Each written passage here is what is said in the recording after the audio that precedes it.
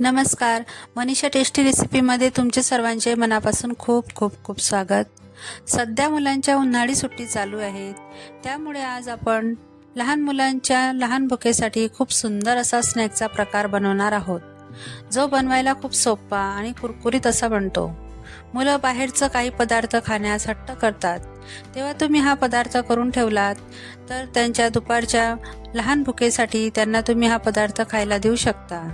तेव्हा ही चटपटीत मसालेदार रेसिपी कशी करायची ते शेवटपर्यंत नक्की पहा आणि आवडल्यास प्लीज लाईक, शेअर आणि सबस्क्राईब नक्की करा.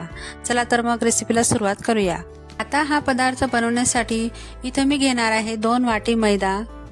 तुम्ही इथं गव्हाचं पीठही घेऊ शकता किंवा 1 वाटी गव्हाचं पीठ आणि 1 वाटी मैदा घेतला तरी चालेल.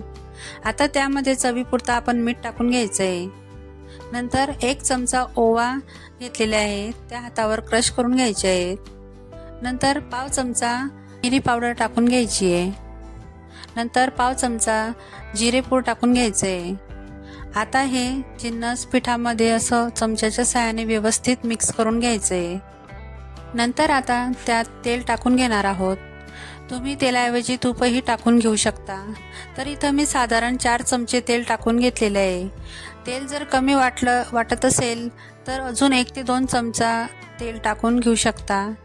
आता तेल टाकल्यानंतर हे व्यवस्थित पिठामध्ये एकजीव करून घ्यायचं आहे. त्यासाठी तेल असं पिठामध्ये व्यवस्थित मिक्स करायचं आणि अशी मूठ तयार होईल तोपर्यंत पिठाला आणि तेलाला व्यवस्थित सोडून घ्यायचं आहे. अशा पद्धतीची मूठ तयार झाली की पिठात तेलाचे किंवा तुपाचे प्रमाण योग्य आहे असं समजायचं. आता इथं ज्या वाटीने आपण पीठ मोजून घेतलं त्याच वाटीने इथं 1 वाटी पाणी घ्यायचं आहे आणि थोडं थोडं पाणी टाकत पीठ व्यवस्थित मळून घ्यायचं आहे. पीठ मळत असताना एक गोष्ट लक्षात ठेवायची की आपल्याला सैलसर कणिक मळायची नाहीये, तर घट्टसर गोळा आपल्याला असा मळून घ्यायचा आहे. आपण पुऱ्यांना जशी कणिक मळतो घट्टसर, त्याच पद्धतीची कणिक आपल्याला इथं मळून घ्यायची आहे. तर बघू शकता कणिक व्यवस्थित मळली गेलेली आहे आणि असं दाबून मी तुम्हाला दाखवते. हे बघा किती घट्टसर गोळा आपला इथं तयार झालेला आहे. आता वरतून थोडंसं तेल लावून परत एक वेळा कणिक व्यवस्थित मळून घेणार आहे. तर इथं बघू शकता कणिक व्यवस्थित मळून झालेली आहे आणि असा घट्टसर गोळा आपण तयार करून घेतलेला आहे. आता कणिक मळून झालेली आहे. यावर झाकण ठेवून 10 मिनिटं याला असंच सेट होण्यासाठी ठेवून द्यायचं आहे. आणि आता कणिक मळण्यासाठी इथं मी 1 वाटी पाणी घेतलेलं होतं, तर अर्धी वाटी पाणी इथं लागलेलं आहे. थोडं फार कमी जास्त पाणी होऊ शकतं.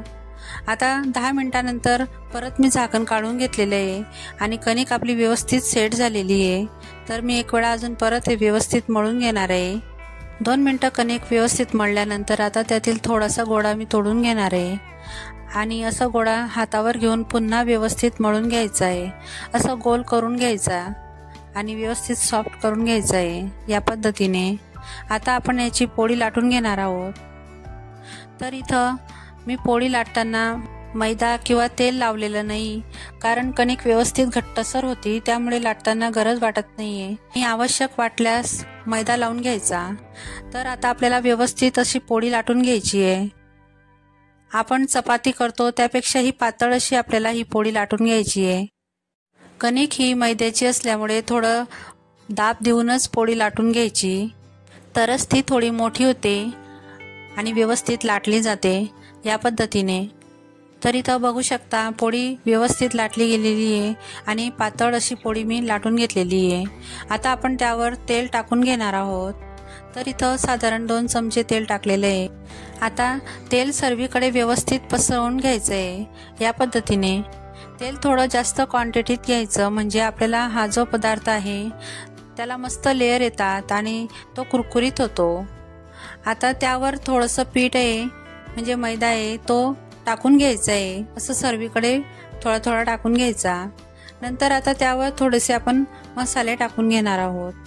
तर इथं मी चाट मसाला घेतलेला आहे, तो व्यवस्थित सगळीकडे थोडा थोडा टाकून घ्यायचा आहे. नंतर थोडीशी जिरेपूड घेतलेली आहे, ती पण थोडीशी सर्वीकडे पसरवून घ्यायची या पद्धतीने. नंतर लाल तिखट मी इथं घेतलेलं आहे, तेही थोडं थोडं करत असं टाकून घ्यायचं आहे. नंतर यावर थोडासा मी गरम मसाला घेतलेला आहे, तोही थोडासा टाकून घ्यायचा आहे. धना पावडर मी इथं टाकून घेते. असं थोडं थोडं आपल्याला जे मसाले आवडत असतील ते तुम्ही इथं टाकू शकता. आता मसाले टाकून झालेले आहेत आणि एका साईडने आपण असं गोल गोल करत रोल करून घ्यायचा आहे पोळीचा. हे बघा व्हिडिओमध्ये तुम्ही बघू शकता. या पद्धतीने असा एकदम बारीक असा रोल तयार करून घ्यायचा आहे. असा हाताने हलक्या हाताने असं व्यवस्थित बारीक करून घ्यायचा आहे. जास्त दाब देऊन रोल करायचा नाही, नाहीतर त्याचे लेयर्स व्यवस्थित पडत नाही. आता एका साईडने आपण असं चाकूच्या साहाय्याने कट करत चालायचं आहे आणि त्याचे छोटे छोटे गोळे तयार करून घ्यायचे. या पद्धतीने जसे तुम्हाला लहान मोठे आकार आवडत असेल त्या पद्धतीने गोळे तयार करून घ्यायचे.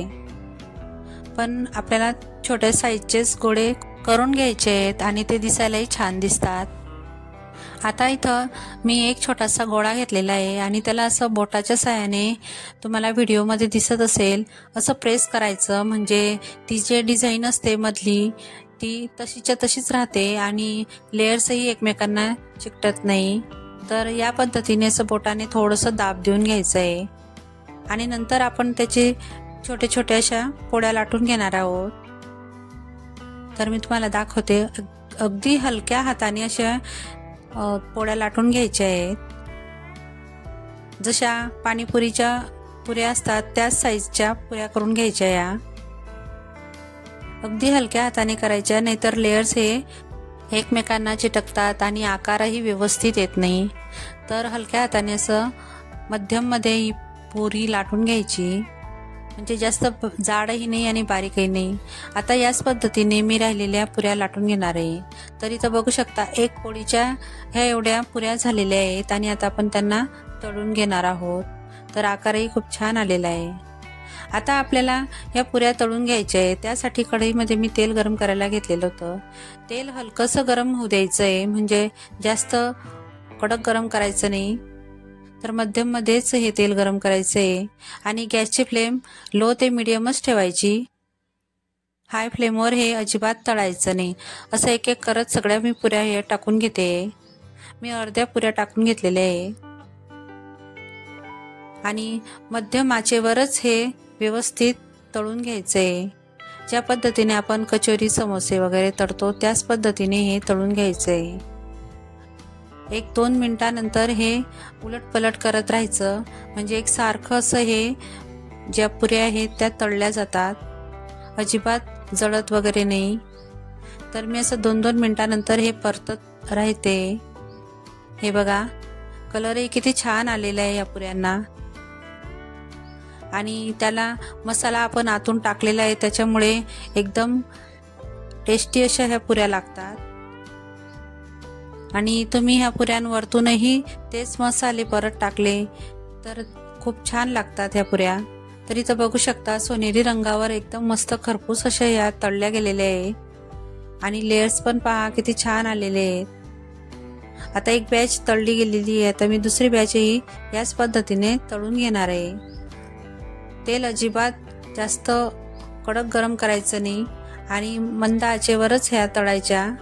तर इथं बघा मस्त या खरपूस अशा पुऱ्या तळल्या गेलेल्या आहे आणि दुसरी बॅचही मी तळून घेतलेली आहे आणि ती अशी झाऱ्यावर काढून घेते. जाडीवर अशी काढून घेतल्यानंतर बघू शकता किती छान या पुऱ्या सगळ्या तळल्या गेलेल्या आहे. आता मी एका प्लेटमध्ये ह्या पुऱ्या सर्व करून घेतलेल्या आहेत आणि बघू शकता किती छान अशा लेयर्सवाल्या आपल्या ह्या पुऱ्या तळल्या गेलेल्या आहे आणि खाण्यासही कुरकुरीत अशा लागतात. तर मी तुम्हाला एक पुरी आता तोडून दाखवते. तर बघा एकदम कुरकुरीत खस्ता अशी आपली पुरी तळली गेलेली आहे आणि तुम्ही हे थंड झाल्यानंतर एक एअरटाईट कंटेनरमध्ये भरून ठेवा, म्हणजे त्या महिनाभर अजिबात खराब होणार नाहीत. आता वरतून मी त्यावर चाट मसाला आणि थोडंसं काळं मीठ टाकून घेतलेलं आहे, म्हणजे त्या एकदमच चटपटीत अशा लागतात. तुम्ही यावरतून कांदा जी चिंचेची चटणी असते ती, बारीक शेव किंवा अजून काही मसाले असतात ते टाकून घेतले तर त्याचा स्वाद खूप छान लागतो. अगदी मार्केटमध्ये मिळतात त्याच पद्धतीने या पुऱ्या तयार होतात. तर तुम्ही लहान मुलांना ह्या पुऱ्या या पद्धतीने करून दिल्या तर त्यांना खूपच आवडतील. तेव्हा एक वेळा नक्की ट्राय करून बघा आणि मला कमेंट करून नक्की सांगा. तर तुम्हाला ही रेसिपी कशी वाटली ते मला कमेंट करून नक्की सांगा. आणि आवडली असेल तर प्लीज माझ्या चॅनलला लाईक करा, शेअर करा आणि हो सबस्क्राईबही नक्की करा. चला तर मग पुन्हा भेटूया अशाच एक नवीन रेसिपीसोबत. तोपर्यंत मस्त खा आणि स्वस्त राहा.